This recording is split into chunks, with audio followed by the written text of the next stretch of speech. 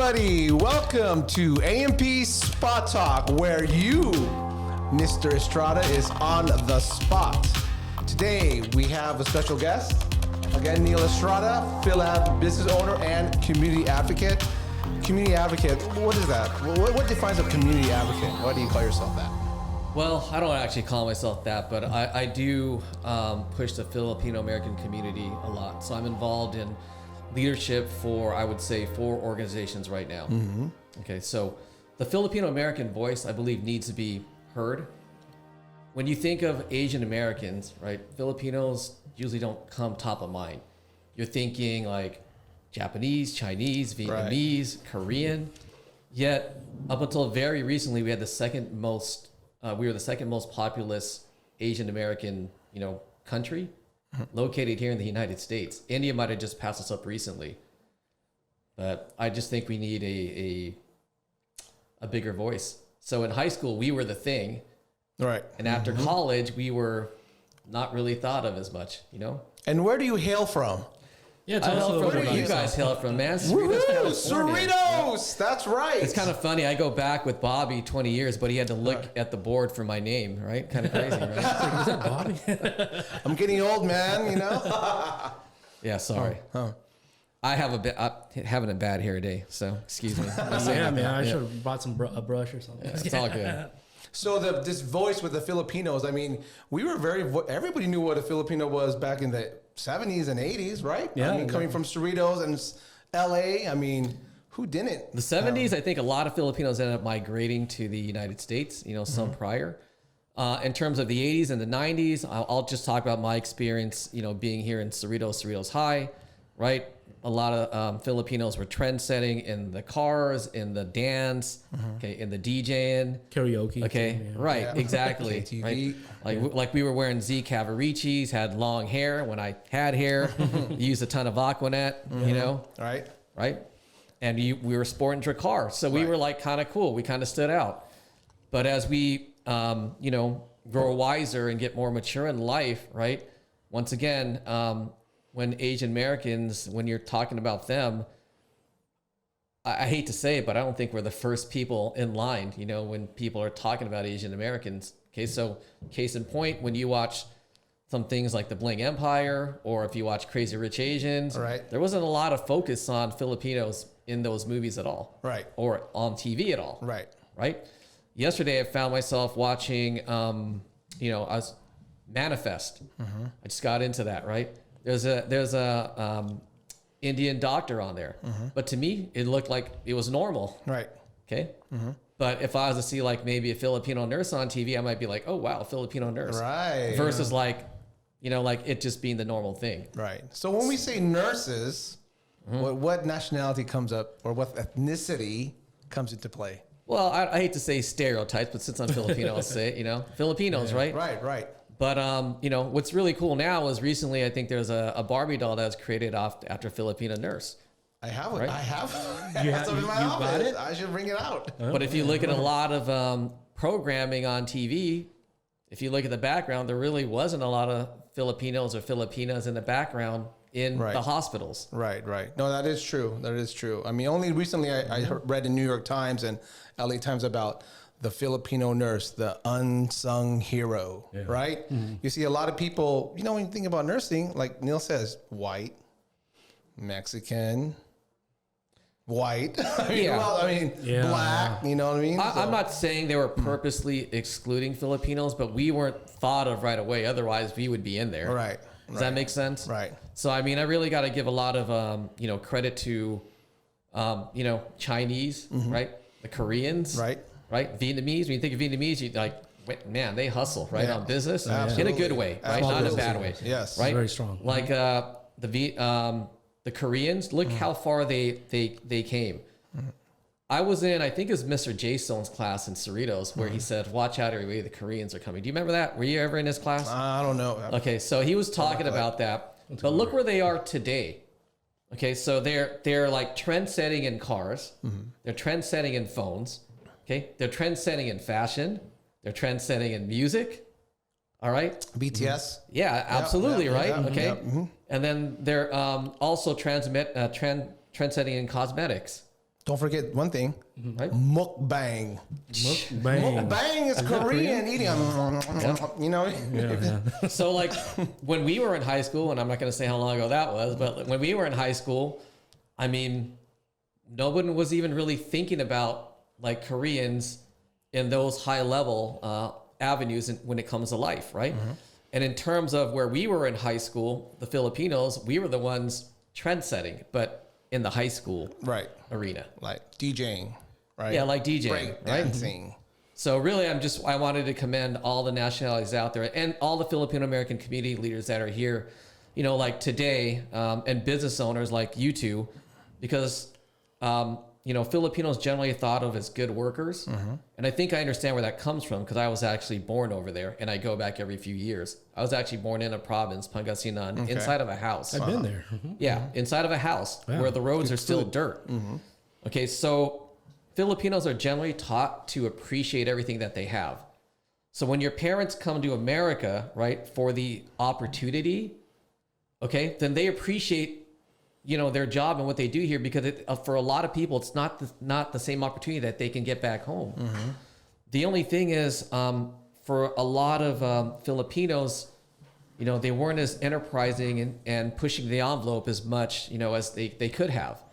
So it's great that we have, you know, business owners like yourselves who are doing that today. We have other community leaders who are really trying to get that Filipino American voice out, right? So we have two groups though, right? We have the Filipinos from Philippines. We have the Pinoys, right? And the Filipino Americans. And then we have the Filipino Americans. Right. Two distinctive groups, but they are so cohesive with one another. Yeah, so I'm trying to build bridges, you know, through community leadership and build that bridge between Pinoys and Fil-Ams. And because the thought processes could be different, right? So case in point, you have this thing called Filipino time or whatever. Well, a lot of that might stem from the Philippines when you're basically late because of traffic. They don't measure the distance in your travel. It's the time. Right. Right. Over here in the United States, right, where you might be late for meeting in the Philippines, in the United States, that's not normally tolerated because, you know what, we might look at things a little bit differently. Where if you're living in a province in the Philippines, time goes by really slow. When you're over here in America, time goes by like that. You're on the go here 24/7. Right. So what made, I mean, right, I get all that, but what made you have a passion to spearhead this, you know, this challenge? Great question. Once again, because I was born there and I go back, I see the opportunities that they have, okay, versus the opportunities that we have here.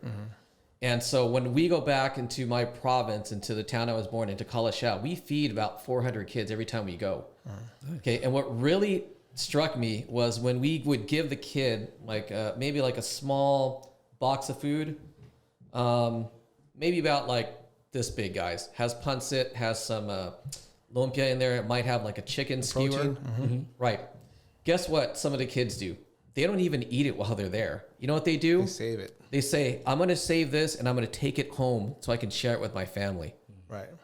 And so because of that, and because it hit so close to home for me, I wanted to make sure that every, you know, Filipino that I can actually affect in a positive way understands their opportunities, gets connected with the right people, and at the same time has a mindset, an open mindset of opportunity versus a mindset of this is how life is going to be for me.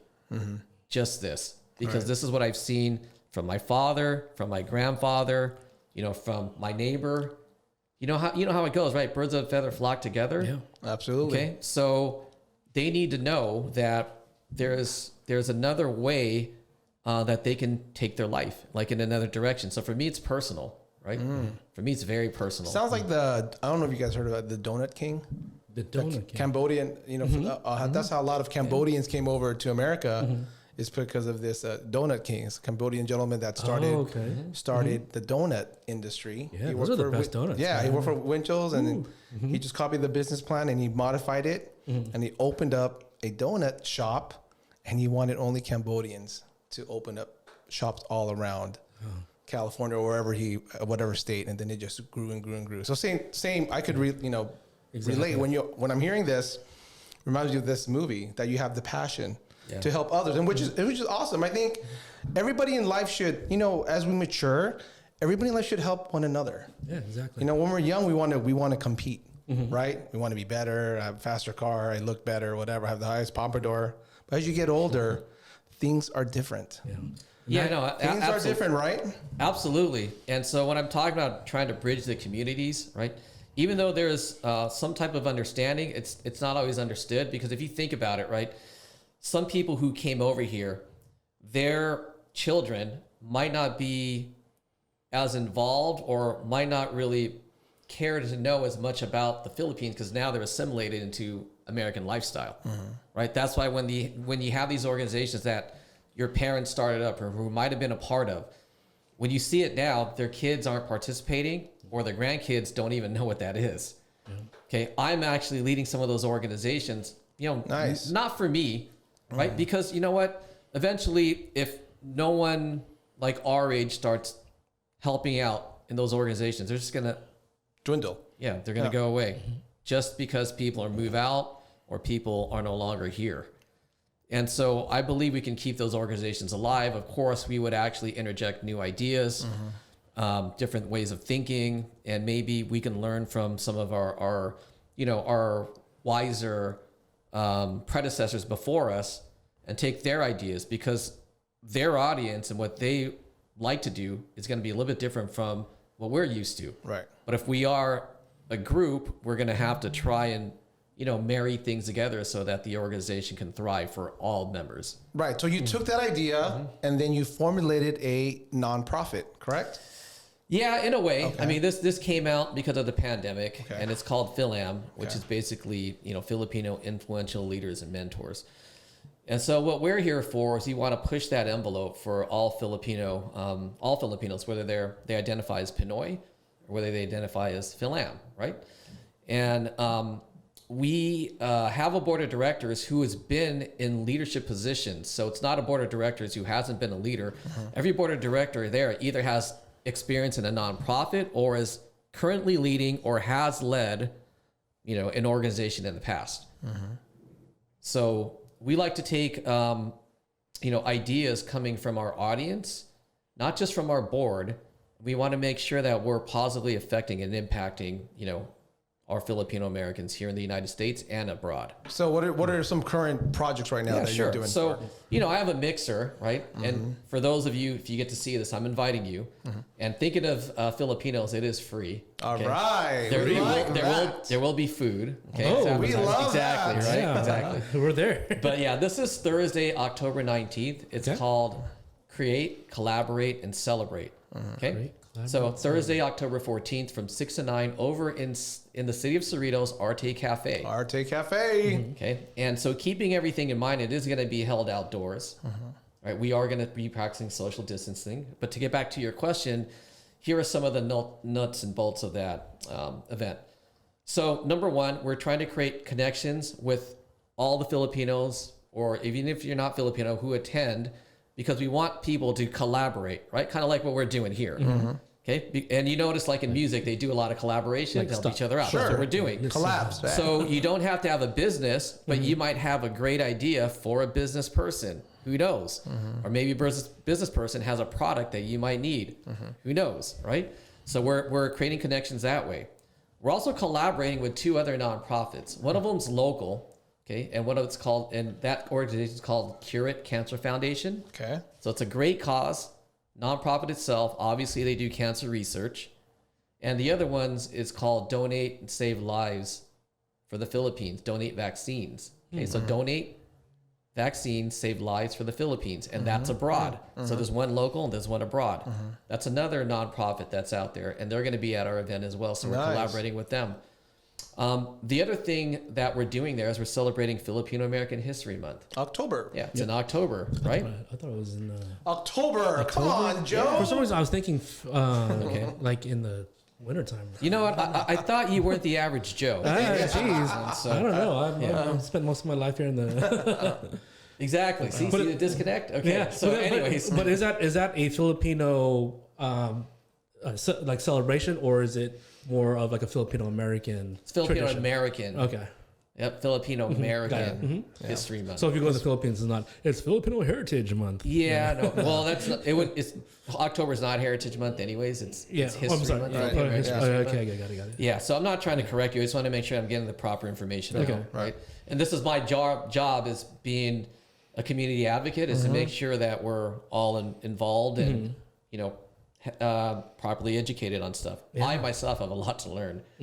I'm just trying to help out. So, anyways, and also within this event, we are going to have the city of Cerritos out there. They're actually going to recognize a lot of Filipino Americans who have given our audience some education and enlightenment and empowerment, when they participate in a Fil-Am event. So they're going to we're actually going to formally get them recognized over there, and it's going to be done by the city of Cerritos. So shout out to Frank Yokoyama, current Cerritos City Councilman. And we're also going to be talking about, once again, since I said Filipino American History Month, some history here for the Filipino Americans in the city of Cerritos, since we're in Cerritos. Okay. That's going to be given by none other than the first Filipino mayor of Cerritos and only Filipino mayor of Cerritos, Mark Polito. Yeah. Okay, that'll be done. Is there going to be raffles? Well, yeah, of course, right?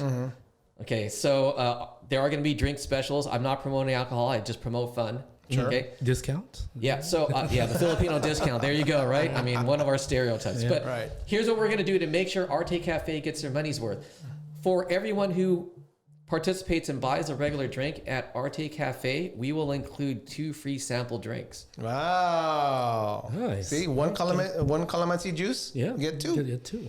Right. You get 3. 3. Yeah, Total. 1, 2, 3. Yeah, 1 and 2 free samples. Wow. As long as the supplies last. Yeah. Speaking of drinks, is there any? Because we know that Filipino food is a big part of Filipino heritage.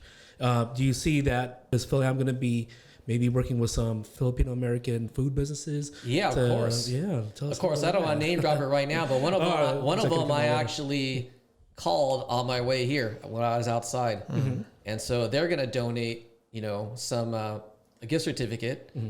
To the event, maybe more than one. Oh, nice. And so there's a few. I don't want to name drop them all because we'll announce them over there. Well, A&P Staffing Network wants to donate too as well. Yeah, there's a rumor A&P Staffing Network wants to be the primary sponsor. There you go. I'm going to talk to you off record.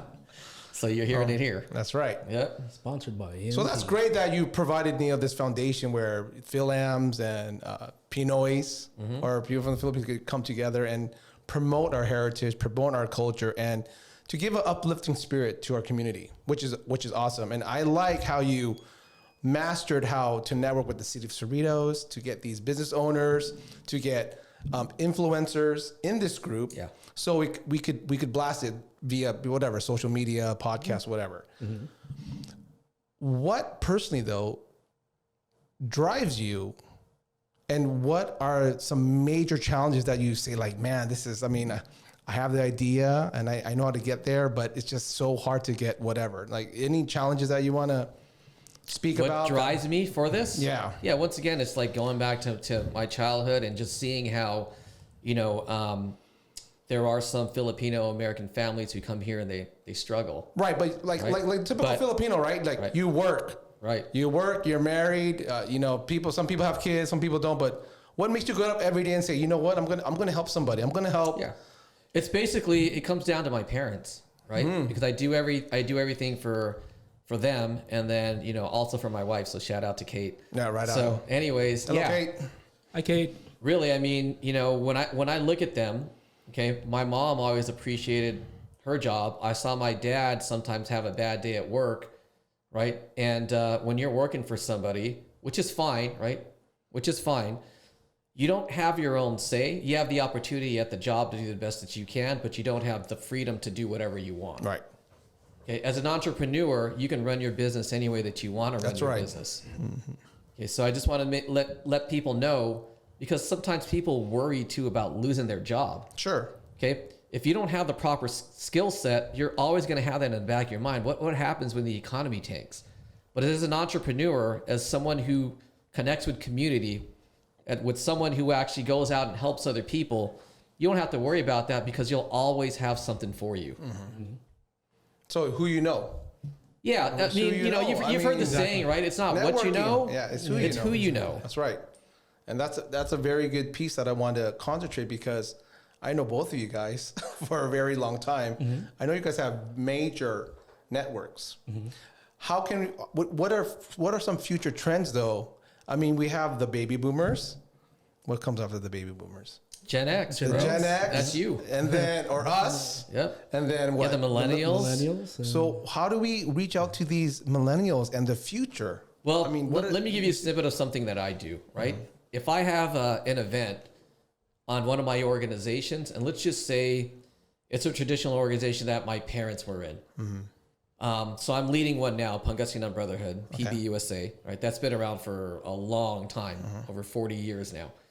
What I'll do is I'll have something for Generation X. I'm just pointing to myself, Generation X, right? Okay, so for the boomers, my parents, the millennials, and something for the younger people. How do I do that? I get somebody from their age group to participate in it, right? Or to run the event, because who knows better than them on what might be interesting to them. So you are empowering them. Absolutely. That's right. When you empower people, they feel... they have this like calling, like, wow, I'm a part of this, group, and I'm leading this group, which is awesome. I mean, I think that's a very powerful trait to do that. That's awesome. Yeah. Some people have all the talent in the world. They just need to unlock it, right? And unleash it. Opportunity. Exactly. Right. They might not have the confidence in themselves, but when someone else has confidence in them, then, hey, maybe that gives them the push that they need. Are there any nursing leaders? I mean... Nursing leaders? You tell me, AMP staffing. I mean, No, I mean, because, you have this group, right? And I do know some high-level nurses that are out there. Obviously, like... I mean, not just nursing, though. Mm-hmm. Like you. Any medical. Like a nurse, but doing, community outreach, networking business together, helping small businesses. I mean, is there any... Yeah, I'm sure they're out there, and I'm sure there's organizations, but that's the thing. In Southern California alone, there's over 700 registered Filipino American organizations, believe it or not. So, wow, that's a lot. That's a lot, right? That's a lot to keep track of. And so not everyone's going to have the same agenda. Not everyone's going to have the same audience. Not everyone's going to have the same outlook or same perspective. And so it's just, trying to make those connections and find some commonality where we can bring people together, other leaders. And this is what our organization's about. Right. So... back to our organization though, like sometimes we'll do events like these, right? Like a podcast or a live stream where we're talking about health, where we're talking about fitness, where we're talking about business, where we're talking about mortgage, we're talking about technology. We're even talking about cool things like history. Like we did something called Back in the Day Partay, right? And that focused around like the Filipino American party scene. Okay, back in the days. I know you're going to go there anyway. I don't know anything about that. Exactly. I mean, I just studied and I mean, so we had a representative. I mean, from like the 5 major areas that where a lot of Filipino Americans, established themselves. One of them was in Cerritos. Of course. Okay? So we had a DJ Curse, original beat junkie, Ray Belling. Okay, so we had representing Long Beach. We had DJ Verman. Okay, representing Carson, we had Icy Ice. Of course. Okay, representing Westco, we had DJ Chris Cut. Okay, and then representing LA, we had MC Melody. Okay, first Filipino female rapper to actually win the Kiss FM rap battle. Yeah, that's right. So we had all these people on the show at once, and we were just going over a little bit of history today, because when we're all more mature now. But, it's always good to look back on what your experiences were, know your roots, right, to have a better understanding of who you are today. Right. So I see you're wearing this red shirt here that says State Farm. State Farm, so, I mean, obviously, this is your backing. Is it my backing? This is your, other than doing your nonprofit. Okay. So thank you. So I'm not gonna do a shameless plug, but if you guys can see it. Right. So it's State Farm, and no, my name's not Jake, but I'm a State Farm agent. Okay, 1 in 19,000. You're such a great neighbor. Yeah. Thank you, man. I appreciate it. And so why I joined State Farm, right, was because I always wanted to get into how do I say this? I don't want to say a job, but in an opportunity where I can help more people in a lot of different ways. Okay, so prior to State Farm, I was only doing mortgage, which is great because you're helping people get into like probably the biggest investment of their life. Sure. They don't own a business or anything else, right?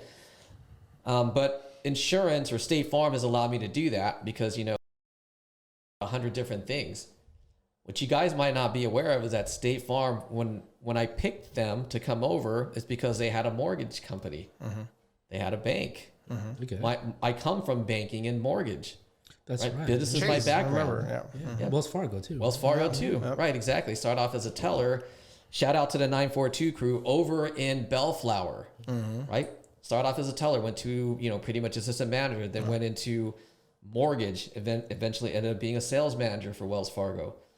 But and here I am today. But that it came from a transactional type of calling into one where I can affect a lot more people. Okay, so you have home, auto, you have life, you have business insurance, okay, you have supplemental health. Like I said, you had mortgage, we had a bank. So there's a ton of different things we could do. 401k rollovers, all of it. Wow. Quality savings. So those nurses out there, nurses out there, Neil Estrada, State Farm, he could probably help you out with what? Majors, car insurance, help you out with renters home, insurance, automotive, life, right? Whatever. And how can we contact you over there? Let's plug you in. Yeah, so www.neilestrada.com. Okay. That's NEILESTRADA.com. Or just remember this tagline, deal with Neil. Deal with Neil. I love that. Deal with Neil. But if you want the office number, 714-232-8070. Okay. How do they need to schedule an appointment or? People can call me at any time, right? People can call me at any time. They don't have to schedule an appointment. Okay. If they want to, that just means that they'll have, our undivided attention. Okay. Do you do virtual too? We do. Okay. Yep. And I do phone calls. So, what's crazy is this pandemic, that hit us starting last year has caused a lot of my clientele not to come into the office anymore. Right? They now all the more mature folks, who used to want to make a payment by cash or by check, who just wanted to come into your office and talk. Now they're doing everything on phone and online. Well, why? It's because if you look at that segment, right, they're the ones who are at the highest risk. And if you go into an office, right, and one of us is sick, I guarantee you the other person's going to get sick. Yeah. Right. So for them, it was more of the, being safe. But to answer your question, and I hate to be long-winded, yes, you can do virtual. Virtual insurance? Yeah, no, I've done things through video, right? When people needed me to explain, like, for example, on a life policy, okay, when people needed to explain the different life policies that are out there and they needed to see it visually, sometimes we'd pop up on a video call, right? So, what do you think in terms of being a frontliner? Is there any discounts for frontline, like nursing, or if you're? I know you're not asking because you're Filipino, right? Exactly. So you're asking because you're frontline. Well, it depends on the company. Okay, so every company is run differently. At a State Farm agent, we don't have that frontliner discount. Okay, but what I can tell you is we have other discounts that you may, apply is not the word, but you may just get. Okay, so for people who are more mature, there's a mature driving discount you might not know of. If you have a student who gets good grades, whether they're in high school or college, they'll get that discount as well. If you might get a multi-line discount. That's if you bundle your home and auto, or your renter is in auto, or your home, auto, and your personal liability umbrella policy. You'll get all that. So there's other discounts that are there. Okay, but when it comes to insurance, right? I will say this. Okay, it goes without say, everyone wants the lowest price. I get that. Okay, but when something happens to you, do you want to know that you're protected, or would you rather take a risk? Right. Of course. Yeah. It's up to you, right? It's up to you. Right. So people who plan well, get the correct insurance, because the lowest price is not the best price. Well, it might not be the best situation for you. Right. With some lesser insurance companies out there, or some brands that are not as well known, you might be on hold for like an hour trying to make a claim. You might not be able to contact an agent there because guess what? You don't have an agent. So you're trying to figure out stuff on your own. in the line of insurance, it's what you don't know that's going to cost you. Right. So we definitely be educated on that. Yeah. Exactly. And I know a lot of Filipinos, they don't want to, for some reason, they're saying insurance. Oh, I can't touch it. I don't think about it, so I'm not. Yeah, gonna no, invest. they don't, right? And I know that when they consult with me the first time around, but as a responsible insurance agent, I try and, I actually do go through their policy with them so that they understand. If it's up to them if they want to take the information and the education and do something with it. Right. If not, and they want the lowest price, hey, that's fine too. But if and when an event happens, which does, right, then they start asking me the questions that we went over the first time around because they fully didn't understand it or they didn't want to listen to it. So that's why you need to ask those questions. Exactly. Yeah, some people don't know the questions, so I'll just bring it up, right? And when I talk to somebody who's a client, right, I try and, I wouldn't say put myself in their shoes, but I think of them like I'm doing something for my parents. You want to talk about our little group, Neil, or? Go for it. I'll give you the honor. No, please. Oh, go for it. I don't know. I don't really He know said, what "Do you to want to say. talk about a little group?" I don't know what to say. What's this little group? I haven't even Just heard like about Pal this little Bobby to group. look at my name, right? So we actually have me and Lee. Well, Bobby to us and Joe, but Lee. We're part of this nonprofit spearheaded by Edwin Ballaloy, which we're presenting educational scholarships for Filipino Americans that are out there. Okay, so what we like to do here is we like to give students an opportunity to take their education to a higher level. And we know every bit counts as a student. So it doesn't matter what type of student you are, but some schools that we're looking to visit right now are Cal State Fullerton, UCI, Cerritos College. Yeah, Cerritos College, just to name a few that we're looking at. And we just want to, create that impact, give some of those funds out. And what we're going to do is as we formulate this, we'll release more details further on. Yeah. So, my mom being an educator, right? Larry being in education. I think education is a key factor. My mom was a teacher too. There you go. See, Yeah, she was actually a substitute teacher. That was one of her first jobs. There you go. At LA Unified School District when she came here. Yeah, there's she didn't teach you anything, man. I'm Yeah, I know, huh? She whooped me. there's a lot of there's a lot of Filipino educators, and a lot of people don't know.